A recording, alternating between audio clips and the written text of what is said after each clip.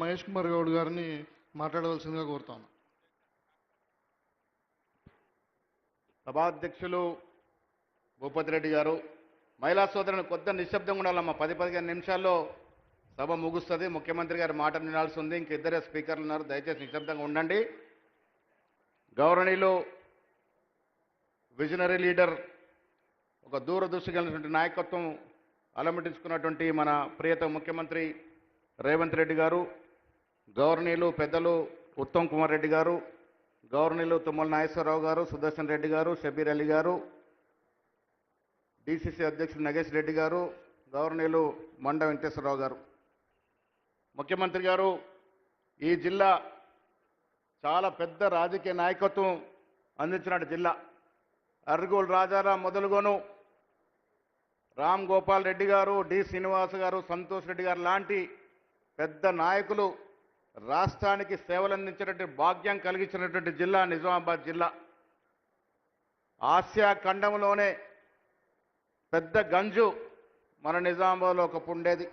వ్యవసాయ ఆధారితంగా ఉన్నటువంటి ఈ జిల్లా నిజాం సాగర్ ఆయకట్టు నీళ్ల వల్ల యావత్ తెలంగాణలో ఒక ధనాగార జిల్లాగా పేరు పొందినటువంటి నిజామాబాద్ జిల్లాకి మీకు కూడా ప్రత్యేకమైన అనుబంధం ఉంది. ఆర్మూరు రైతు దీక్ష మొదలుకొని మీ పాదయాత్రలో ప్రేరేపితున్నటువంటి ప్రజలు ఇక్కడ కాంగ్రెస్ పార్టీకి పట్టం కట్టినారు. ముఖ్యంగా నిజామాబాద్ పట్టణం ముఖ్యమంత్రి గారు తెలుసుకోవాలి, 1931లో ఏర్పడిన మున్సిపాలిటీ ఇది.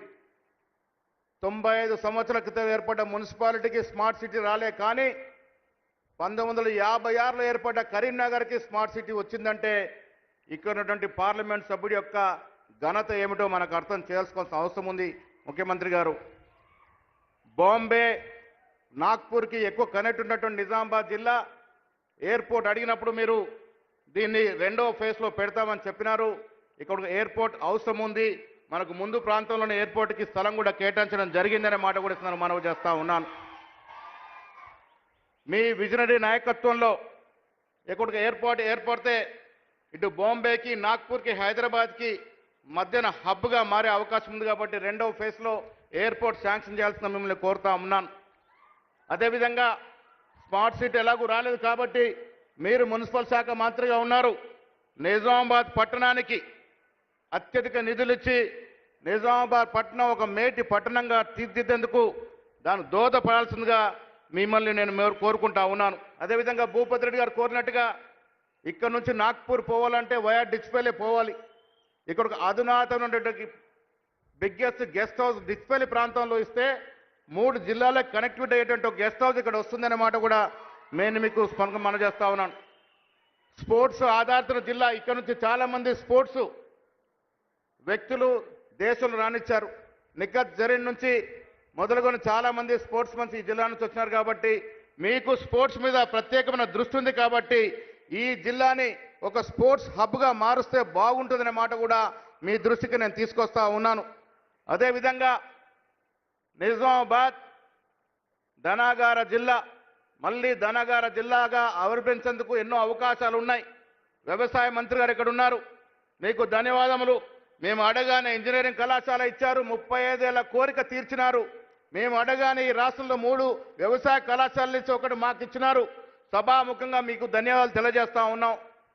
నేను మీ ముందు ముఖస్థితి కాదు, కానీ మీ విజనరీ వల్ల వీళ్ళ హైదరాబాద్లో 4th సిటీ తీసుకొచ్చి అక్కడ గ్లోబల్ సమ్మిట్ నిర్వహించి దాదాపు 5,78,000 కోట్ల నిధులు తీసుకొచ్చినారంటే మీ నాయకత్వానికి ఒక మైలురాయి అనే మాట కూడా సందర్భంగా మనవి చేస్తూ, మీ నాయకత్వంలో తెలంగాణ అగ్రగామిగా అన్ని రంగాలు అభివృద్ధి చెందాలని, మిగతా రాష్ట్రాలు మన వైపు చూసే విధంగా మీ పాలన ఉండాలని నిజామాబాద్ ప్రజానికం కోరుకుంటా ఉంది. మీకు అన్ని విధాలుగా అభినందనలు తెలుపుతుందనే మాట కూడా ఈ సందర్భంగా మనవి చేస్తూ, వచ్చే రోజుల్లో మీకు నిజామాబాద్ జిల్లాతో ఉన్నటువంటి ప్రత్యేక అనుబంధ దృష్ట్యా అన్ని రంగాల్లో, వ్యవసాయ రంగంలో, పారిశ్రామిక రంగంలో, టూరిజం కూడా పెద్ద స్కోప్ ఉంది జిల్లాకి. టూరిజంలో, స్పోర్ట్స్లో కూడా దీని మీద ఒక ప్రత్యేక దృష్టి పెట్టాల్సిందిగా మిమ్మల్ని కోరుకుంటూ సెలవు తీసుకుంటా ఉన్నాను. జై హింద్, జై కాంగ్రెస్.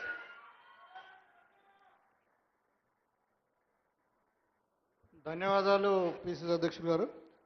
మరి స్పోర్ట్స్ అంటే గుర్తుకొచ్చింది, మన జిల్లా నుండి ఎవరెస్ట్ను అవరోధించినటువంటి మలావతి పూర్ణ గారిని గుర్తుకొస్తా ఉన్నారు.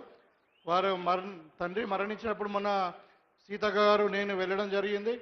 మరి వాళ్ళ కుటుంబాన్ని ఆదుకుంటామని చెప్పాము. దీన్ని కూడా తప్పకుండా మన ముఖ్యమంత్రి గారు పరిశీలిస్తారని చెప్పి కోరుకుంటూ, మరి ఇప్పుడు పెద్దలు మన వ్యవసాయ శాఖ మంత్రివర్యులు తుమ్మల నాగేశ్వర్ గారిని మాట్లాడవలసిందిగా కోరుతాము. గౌరవనీయులు